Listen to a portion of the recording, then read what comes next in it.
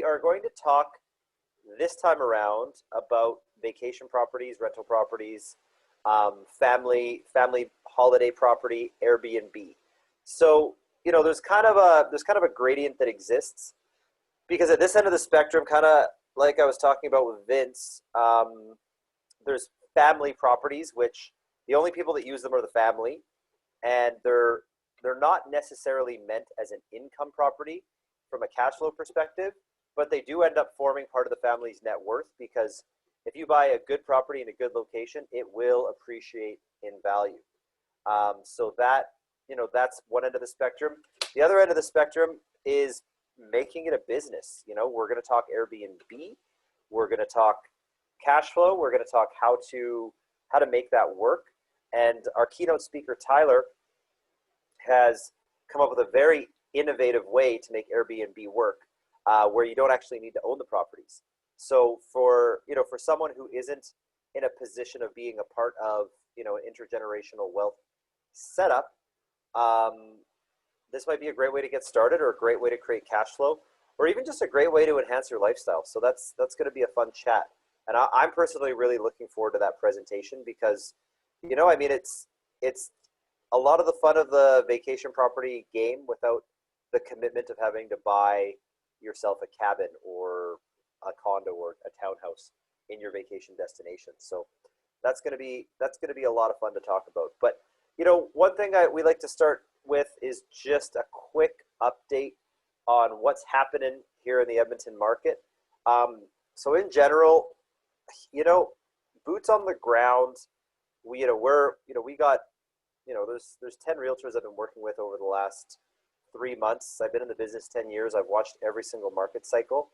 And I would have to say that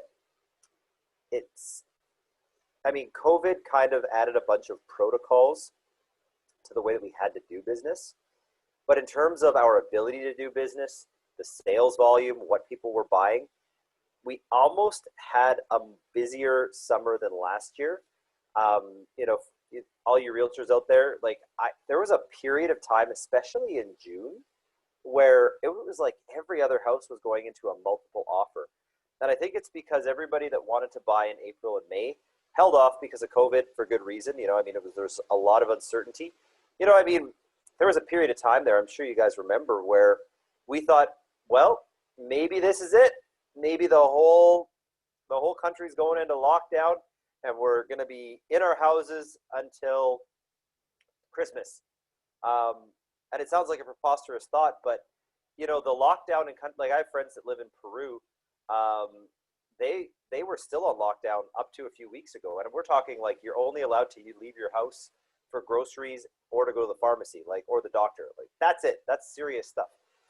So I think we're in a good spot. And then August was just it's like everybody just needed to let some steam loose, and I noticed kind of system wide. This was the summer that people really did Canada.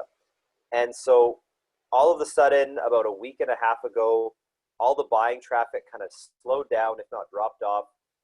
A lot of we're carrying several listings right now. And we're, wow, Melbourne re-entered lockdown. That's pretty crazy. Anyways, little side note there on the chat. I'm going to minimize the chat so it doesn't distract me. There we go. Everybody went on vacation. There's just fewer buyers because a lot of people are camping, going to Vancouver, going to Victoria, going to the Okanagan, going camping, going to the lake. Lockdown was tough. And then June was very, very hectic because everybody wanted to get caught up on business. As we know, Alberta is a very entrepreneurial place, much higher than average number of self-employed individuals, entrepreneurs, small businesses. And so it was just like a scramble to kind of get caught up from the COVID freeze. And then July was just, I hate to blame the weather, but July just rained like crazy. We were all there. So when it started being nice in August, I think everybody just needed to get out of here for a minute, and they weren't here buying houses. They were out on vacation. So that's kind of been my read on the market cycle. In terms of predicting what's happening next, I think we're very COVID contingent, because if we enter another 6-week lockdown like Melbourne, that's going to mess with the economy. If we don't, I think this is going to be a tough winter for a lot of people who got a little bit too comfortable with mortgage deferrals, who got a little bit too comfortable with the CERB supports and whatnot. And so I think there's going to be lots of buying opportunities that come out. I don't think it's going to seem, I don't think we're going to see this like domino effect of just like a COVID collapse. But for those of you who have been doing business in Alberta for a number of years, for those of you who have bought property in Alberta in the winter before, this is going to feel familiar. Think about, you know, what winter has been like in some of the really bad years for oil. Even as recently as like winter 2017, winter 2018, those were rough years. Rents dropped a ton, and there was a lot of good buys that came up over the winter. So if you're the kind of person who maybe buys one property a year and you like to time it for the winter, this is going to be a good buying winter. You know, we're going to see a good number of foreclosures. It's not like, I don't think personally we're going to see this like tidal wave of foreclosures, but if we take the last 10 years, we're going to see a higher number of foreclosures this winter than average over the last 10 years. But I don't foresee a catastrophic market collapse. I just foresee seeing, you know, a very slow winter, relatively speaking. That's kind of my take. So that take could change for our next event in September, which, by the way, is going to be, we're going to go for it, people. We're going to do Mogul Mastermind in person in September. Now, that comes with a lot of fine print. Fine print, we got to cap it at 50. Fine print, the venue that we're using is a warehouse style space with a huge roll-up garage door, so we get better airflow. It's not quite a patio, but it's going to be open air just to get that circulation for safety. If you ain't bringing a mask, we're turning you away at the door. We're going to get you to hand sanitize when you get there. We're going to have hand sanitizer stations all around, elbow bumps only. But you know what? We're going to do it. We know that part of the joy of being in the real estate investing world is getting to interact with the community. And I, for one, would like some good old-fashioned networking. So next meeting is going to be in person. We got to cap it at 50, so you will have to reserve a ticket. And don't worry if going out and about isn't your comfort zone, it's not your jam, you're not feeling it, no big deal. We're going to still broadcast via Zoom. So we're going to have kind of two locations that this meeting is going to occur in. Location number one is going to be in person. Location number two is going to be Zoom. And we are actually going to have a third location. We're going to be hosting our very first Mogul Mastermind event in Vancouver at the same night at the same time. So we'll have the Edmonton meeting running in parallel with the Vancouver meeting, and then both meetings are going to kind of be blended together using Zoom. It's going to be a technological juggle, because if one internet connection or one laptop or one camera goes down, we're going to have to adjust on the fly, but darn it, we're going to go for it, be a little bit innovative. We know that Zoom is part of the new reality of the world, so we're going to incorporate it into traditional real estate networking. So keep an eye out. Everybody who's here, we're going to, you know, be sending you the invite if you'd like to come. Now let's get into vacation properties. So we're going to have 3 different presentations that kind of talk about the 3 kind of points on the spectrum, as it were, when it comes to vacation or short-term rental. So I'm going to be talking about vacation properties, family rental properties, family holiday properties, and talking about how to make some money renting those out, but also how to select them. Because a good vacation property is a commitment, and that commitment often spans multiple generations. So we're gonna get into that. Then Cindy's gonna talk about her experience setting up an Airbnb. So she's relocated cities. She's gonna tell her story, of course, but we're gonna learn about, you know, Airbnb from the perspective of someone who's a very experienced, very seasoned real estate investor who's dabbling in the Airbnb space and what her successes look like. And then we're going to hear from Tyler, who has developed a very innovative strategy that involves renting properties as a long-term rental and then repurposing them and renting them as a short-term rental. So I'm going to start talking, I'm just going to get my slide deck out here, and then get my screen share active, and we're gonna talk about vacation property at a very high level perspective. And I'm also going to talk about, okay, so we are, whoop, I gotta click screen share first. My goodness, you'd think I'd get the hang of this by now after how many darn Zoom meetings we've had. There we go. Okay, so we're going to talk today about choosing a vacation property. And so the thing about choosing a property is oftentimes when you choose a vacation property, you're making that decision from a very emotional standpoint.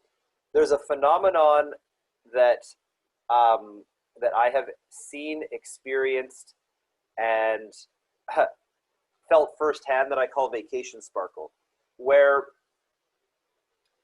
you go somewhere new that's exotic or just new to you, like Whistler. You know, I mean, it's not exotic by per se, but it, you know, I mean, if you were from Germany, Whistler would be exotic.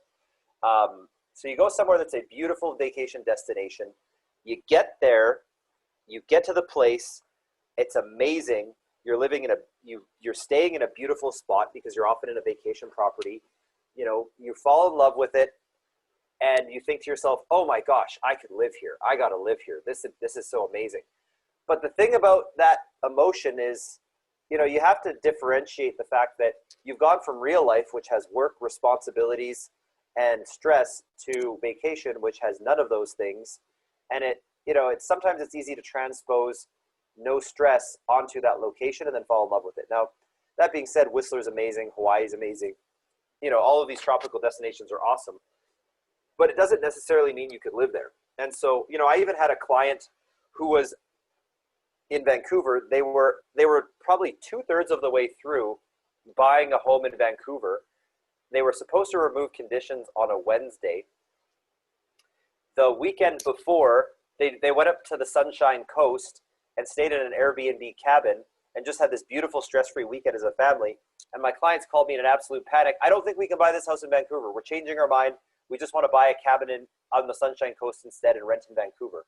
So be careful, because this is how timeshare sales work, where you go to the vacation, you fall in love with the place, and then you can take a little piece of it home with you by buying this timeshare. That's what they get you. So when you're choosing a vacation rental, you want to choose wisely and you want to choose carefully, and you want to choose a place that's going to be in alignment with your priorities, your lifestyle, and a place where you genuinely think you're going to want to come back and visit over and over and over again. And then on top of that, you want to choose a place that is still a smart investment. Now, the things that make a vacation property a smart investment, if you believe it or not, the thing that makes a smart investment property, if you believe it or not, is very, very similar to what makes a good investment property when you're buying a straight up income property. A lot of the same factors apply. It's the same, but it's different. So we're going to look at some of those factors, and we're going to compare them with a vacation property. So for those of you who are old school RAIN members and remember the old property goldmine scorecard, well, this is going to be similar to that, because there is a property goldmine scorecard that's similar when you're choosing a vacation property. Now, when you're choosing a vacation property, the theme that I want to think about is intergenerational wealth. So when I Googled intergenerational wealth, I got this stock photo of a very typical looking Caucasian family with grandparents, two parents and 2 kids. Okay, great, but you get the point. You know, insert your family here. The thing about intergenerational wealth is that it's meant to transfer. And so the person who instigates that intergenerational wealth isn't necessarily the person who's the final beneficiary of that intergenerational wealth.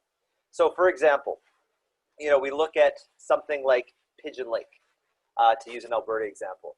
If your granddad had bought 10 acres of land on Pigeon Lake, you know, 50, 60 years ago, when it was a lake out in the boonies, you know, maybe they bought that piece of land for $5,000.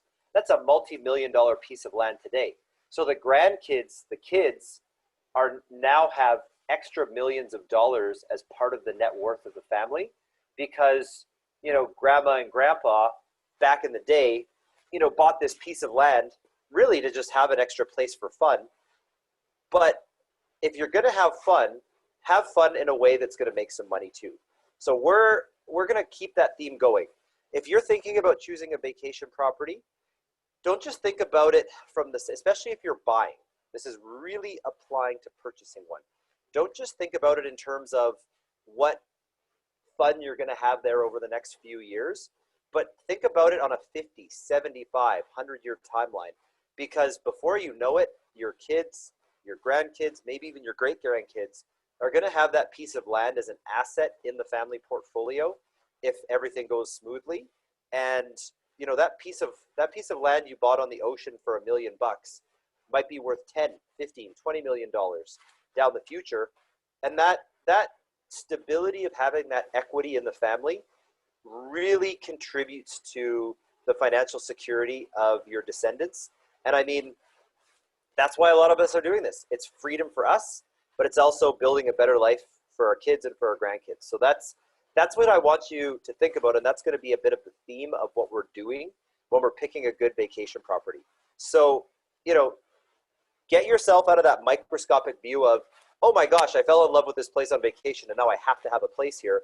And let's zoom out just a little bit and think, okay, what makes a good purchase now that will create wealth for my family in the future? And in the meantime, a place that we can have a heck of a lot of fun doing it. One of the other reasons a really good vacation property exists is it helps create family unity. A lot of the most successful vacation properties that I see promote family unity. It's the place where Christmas happens every year, or there's the, you know, August long weekend family summer camp out at the cabin, or the farm, or the acreage, or the cottage, or whatever. So not only does it help promote intergenerational wealth, but it also creates a sense of family unity so that you can have that intergenerational wealth. Now, if you're thinking to yourself, you know, I don't have that strong of a tie with my family, or I don't plan on having kids, well, it's still, you know, I mean, we're not thinking multiple generations out, but you still want to make a smart investment decision. And at the end of the day, you're going to have to leave that wealth to somebody. So whoever it is that is going to be the beneficiary of you building wealth in your generation, it's still intergenerational, even if it's not necessarily kids or family or whatever. So the same logic still applies. Now, from a family unity perspective, I use the term family, but again, the year's 2020. So for some people, when I say family unity, it's really your core group of friends who feel like a family. So at the end of the day, a good vacation property is that gathering space where you can go, relax, unwind, have special moments, have special events, have special occasions. So with those two things in mind, we're going to try to choose wisely here. And so choosing wisely means choosing from two places. Number one, choosing from your lifestyle. That's the emotional part of the decision-making process, because, you know, I mean, if you're not into boating, maybe a place on a lake isn't that great of an idea. If you're not into skiing, maybe a place on a ski hill isn't that great of an idea. So you got to think, like, what am I into and how do I make that work? So that's probably the first part of your decision-making matrix, is like really think about what it is that you're going to like to do and choose something that is intergenerationally fun for all ages. So, you know, I mean, if you pick a place that is really only works if you're in your 30s or 40s, that's not going to be the same contributor to intergenerational wealth. So let's start looking at some of these factors that are going to come into play. So let's talk about being within a ripple. So again, this is kind of from the Rain Property Goldmine scorecard. You want to be in a ripple of a major urban center so that it's easy to get to, and so that the urban center anchors the value. So what I mean by that is, you know, if we look in this circle here, the two most expensive places to have a cabin near Edmonton are right here on Pigeon Lake and right here on Wabamun Lake. It's no coincidence that it's not this lake out here in the middle of nowhere, or this lake, or lakes that are further up north. It's close to the city. Why? Because Edmonton is the core value in the capital region. And so the closer you are to that core, the more valuable it's going to be. Another example, let's talk about Vancouver. So again, Vancouver is that core value. So where are some of the places that that have the most expensive vacation property? We've got Squamish, Whistler, Harrison Hot Springs, Salt Spring Island is right over here. You know, these are the places where the value is the highest because it's easy to get to from Vancouver. You know, it's not up here in the middle of nowhere, for example. So whether you're buying in Canada, the States, Europe, Africa, Central America, whatever, you know, it's nice to have that. It's nice to have that remoteness if that's your jam. But at the end of the day, if you're going to go remote, don't go too remote, because if you're off in the middle of nowhere, you know, you can have a piece of property that might not appreciate at all over the next 20 or 30 years because it's just so remote that the accessibility and the value doesn't increase in proportion to a major center. So when you're scouting out vacation properties, think to yourself, okay, what is the gravitational center of this region, and am I close enough to it for this vacation property to be accessible to have that value increase? Next thing we want to look about is a development-friendly community. So this is going to be a tale of two islands. There's two islands in this little neck of the woods here. So there's Vancouver. There's this island here called Lesquiti Island, and there's an island here called Hornby Island. So as you can see, they're both about the same distance from Vancouver. Lesquiti is actually a little bit closer. But if you go to Lesquiti Island is kind of the Wild West. There's a handful of people living there. It's very difficult to get to. There's only one dock, one government dock that you can put your boat at. Most of the land cannot be subdivided, so it's a minimum of a 10-acre parcel. And they have one ferry that comes to the little corner of the island right here. It doesn't come very often, and it's very difficult to use. And that's because every time a vote is put to the community residents of that island, they vote against having more frequent ferries. They vote against having more access to their island. So on the one hand, you know, it's kind of cool to be on a very remote island. But on the other hand, somebody who bought a piece of property here 50 years ago hasn't really seen that property appreciate very much. You know, something that would have sold for $10,000 in the 60s would be worth maybe $200 now. Next, we go over to Hornby Island, and Hornby Island is very, very, very tourism friendly. Hornby Island has a very cute little community. There's all kinds of shops. If you've ever been to Salt Spring Island, it's very similar to Salt Spring.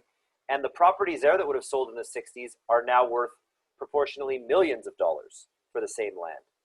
So when you're looking at these communities, think like, okay, does the community actually want growth? Does the community actually want tourism? Does the community actually want accessibility? Does the community want people to be able to come there and vacation?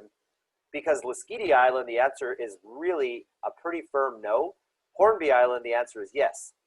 Another example would be, you know, even the difference between Canmore and Banff. Because Banff is in a national park, it's capped. It can't really grow. There's no private ownership. Whereas Canmore keeps taking off and keeps getting more expensive because it's very development friendly in the exact same region. So, you know, again, you really want to pay attention to and get to know what's going on in the local scene so that you know that 25, 50 years from now, there's a vision to make that place somewhere you want to be. You know, another example would be buying a few acres, random chunk of forest in like Nicaragua, near the ocean or something. Is there a government there that is dedicated to having that area grow and develop? Or are you going to be owning the same, you know, 20 acres of jungle 50 years from now that's just as inaccessible? So you got to get to know that stuff.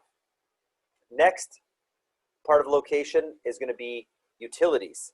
So again, people like creature comforts.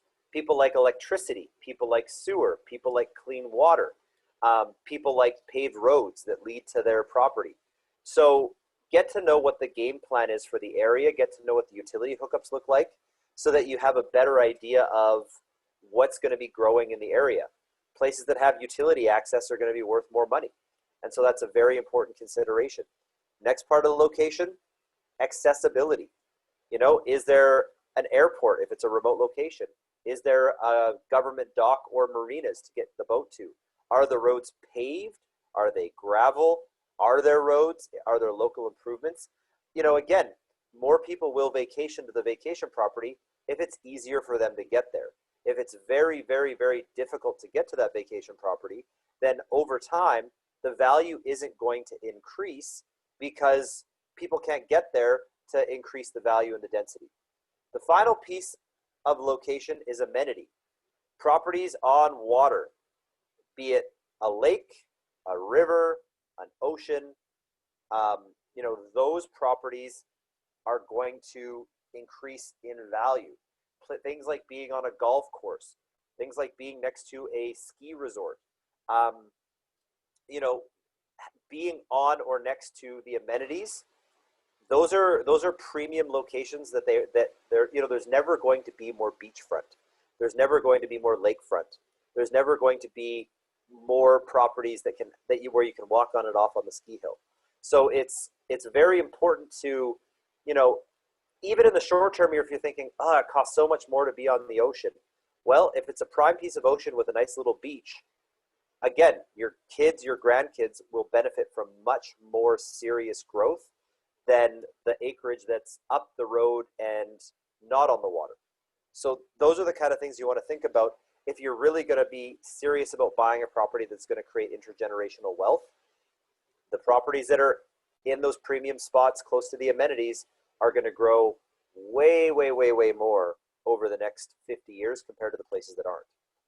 Next part of being smart about your vacation property is seasonality. You know, does the ski hill that you're buying on have great hiking and mountain biking infrastructure in the fall and the summer? Do they have stuff going on in the fall? So if the place that you're looking at buying only has one peak season, then the value of that property isn't going to be as high as something that can be used all year round. Because if you're thinking about renting it when you're not using it, well, if you've only got one season where the rents are high, you're not going to be nearly as profitable as if there's 2 or 3 or 4 rentable seasons. So think about what the seasonality of a location is and what's going on in each of the seasons as part of your calculation of what's going to happen. Next piece, more beds equals more rent. So as you're designing your space, think about how to maximize having good sleeping.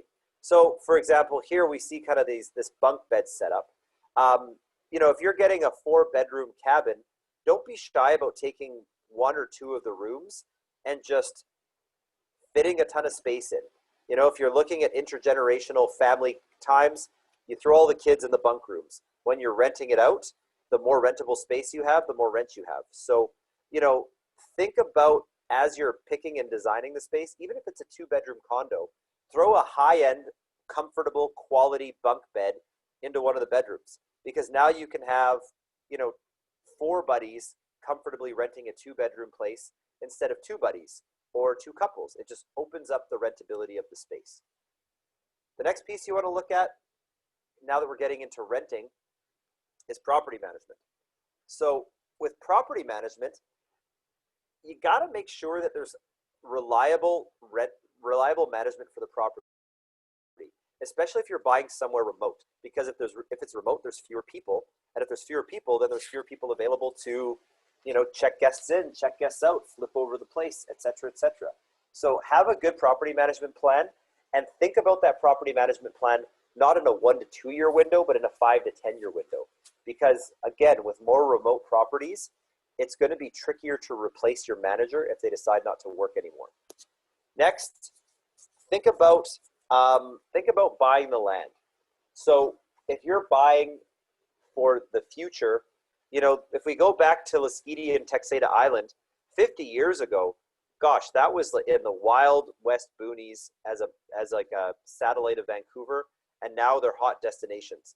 So the more land you can get a hold of, if you're willing to buy something a little more remote, the better. And make sure that land has at least frontage of water, amenity, the ski hill, the golf course, whatever. Because 100 acres of land just off the ocean that's basically just forest is going to be less valuable than 50 acres of land that's right on the ocean. So you want to make sure you're getting that land. So those are a few tips that I would like to just make sure you guys are really being mindful of. If you're thinking about getting a vacation property, if you're thinking about getting a property for the family, if you want to, if you want to just create a really great vacation property for yourself, those are kind of the considerations. Because when you buy a cabin, it's a commitment. You're not buying a cabin to use it for 2 or 3 years and then selling it. Ideally, you're buying a place that you can grow into as you go through the cycles of life. So, I mean, vacation property is awesome. I have tons of friends who own like multi-million-dollar properties all over the Okanagan, Canada, the islands. But you know what? When their parents bought these properties, they bought them for what seemed like, I have a friend that their family estate is about a $6 million property on an island, and grandpa bought it in the mid-60s for like $15,000. So if you buy right, I mean, what's the ROI from 15,000 to several million? I mean, that's, even if you annualize it, that's monster growth. So that's what you want to think about is, you want to enjoy it now and have a good time. But a lot of what happens is like the first generation buys it and you end up putting a little rinky-dink cabin on it, or maybe it's like almost like a campground property where everybody goes in tents with like one common building. And then the next generation builds a nice house, and then it just keeps improving over time. Again, you're playing the long game with some of these vacation properties. So, when you're thinking intergenerational wealth, have fun now. Have a place where everybody gets to go and have a great time. Build beautiful memories with your family and friends. And, it's just another pillar of setting that wealth up for your kids, grandkids, great-great-grandkids. So that's the foundation for talking about choosing wisely if you're going for vacation property for the fam.